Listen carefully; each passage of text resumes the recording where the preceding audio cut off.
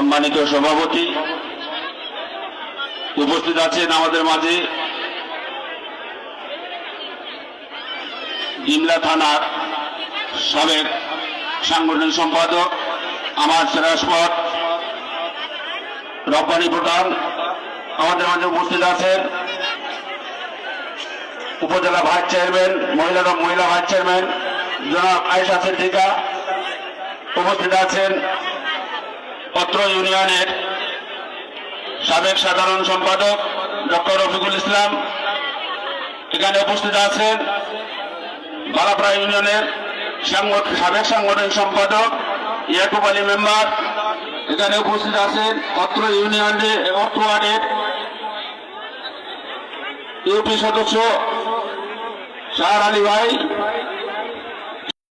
ইউনিয়নের বিভিন্ন অঙ্গ সংগঠনের নেতৃবৃন্দ ও 9 নং ওয়ার্ড এর উপস্থিত আছেন এখানে সর্বসাধারণ ও মা বোনেরা সকলের প্রতি রইল আমার সালাম, আসসালামু আলাইকুম।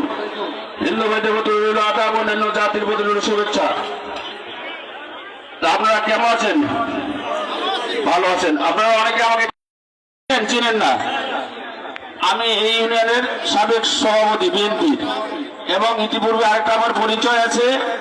এই বালাপাড়া ইউনিয়নে 2016 সালে ধানের শীষ মার্কা প্রতীক নিয়ে স্থানীয় নির্বাচন করেছি, অর্থাৎ চেয়ারম্যানের নির্বাচন করেছি।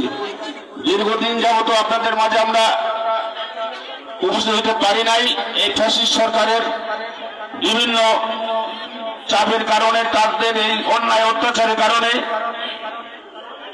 দীর্ঘদিন আমি আপনাদের মাঝে উপস্থিত হতে পারি নাই, আপনাদের সঙ্গে সংযোগ রাখতে পারি নাই। কারণ আমি বিএনপি করি, এটাই আমার দোষ।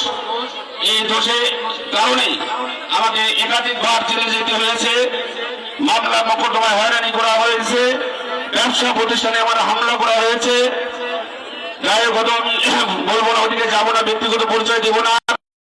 সংসদ নির্বাচন, এই নির্বাচনে আমাদের অত্র এলাকায়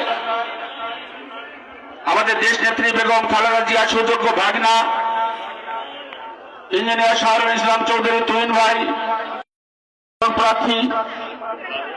এই প্রার্থীকে আপনারা আপনাদের মূল্যবান ভোট দিয়ে এবারে জয়যুক্ত করবেন, এই আশাবাদ ব্যক্ত করে আমি আমার সংক্ষিপ্ত বক্তব্য শেষ করছি।